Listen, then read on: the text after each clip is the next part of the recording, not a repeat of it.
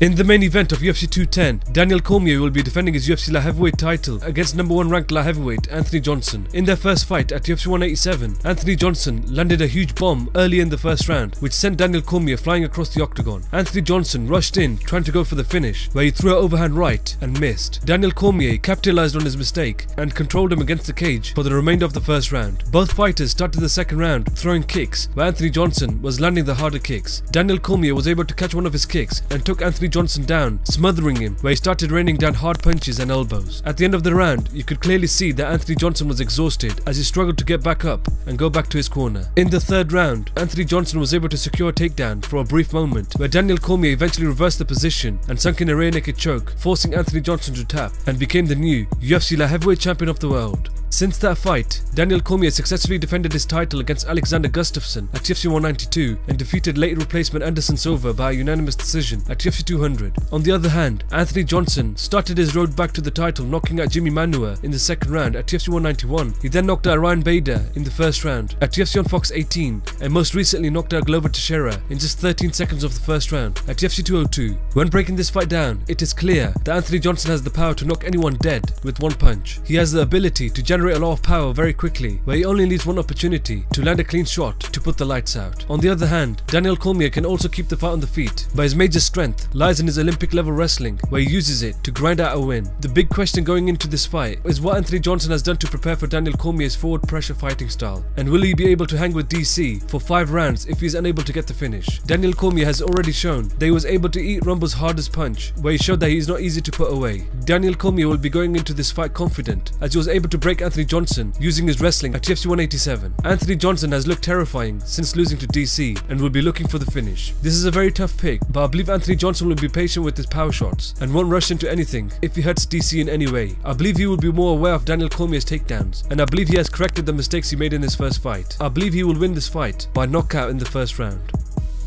In the co-main event, Chris Weidman will be facing off against Gegard Mousasi in a 3-round middleweight bout. Chris Weidman last lost to Yoel Romero by knockout in the third round at UFC 205. Gegard Mousasi last defeated Uriah Hall by TKO in the first round at UFC Fight Night 99. When breaking this fight down, the striking advantage clearly goes to Gegard Mousasi, as he has competed in professional kickboxing fights and has shown to dominate his opponents whilst on the feet. The grappling advantage definitely goes to Chris Weidman, as he is an NCAA Division 1 wrestler who has shown to secure takedowns quite easily when he needs to. Chris Weidman is on a 2-fight losing streak and desperately needs to win this fight to remain in the title picture. Gegard Mousasi is on a 4-fight winning streak and is closing in on a title shot. I believe right now Gegard Mousasi is on a whole new level, and his confidence inside the octagon will shut down Chris Weidman's offense. I believe he will stuff all Chris Weidman's takedown attempts and will pick him apart on the feet to win the fight by a unanimous decision.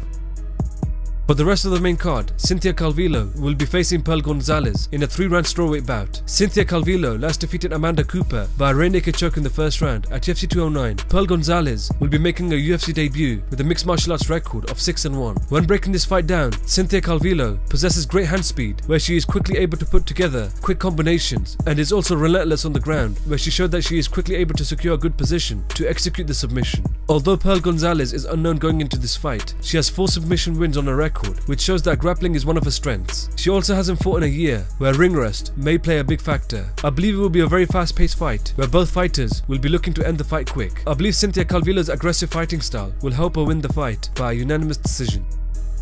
Thiago Alves will face Patrick Cote in a 3-round welterweight bout. Thiago Alves last lost to Jim Miller by a unanimous decision at UFC 205. Patrick Cote last lost to Donald Cerrone by TKO in the third round at UFC Fight Night 89. This fight is just perfect for both fighters, as it matches very well with their styles. Both fighters are very aggressive and have dominated their fights with their stand-up skills. I believe this fight will be a striking contest, where both fighters will try to prove who the better striker is. Thiago Alves has suffered many injuries and hasn't looked like the same fighter he once was. Patrick Cote, on the other hand, is both well-rounded with his striking and with his takedowns. I believe Patrick Cote's overall game is better and will win the fight by a unanimous decision.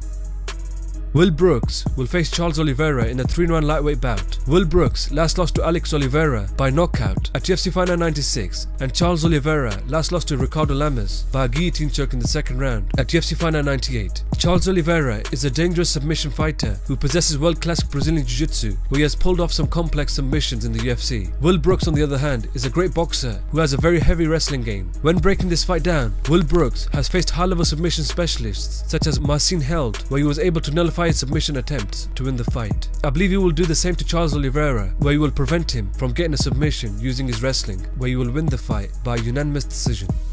Here are my predictions for the prelims.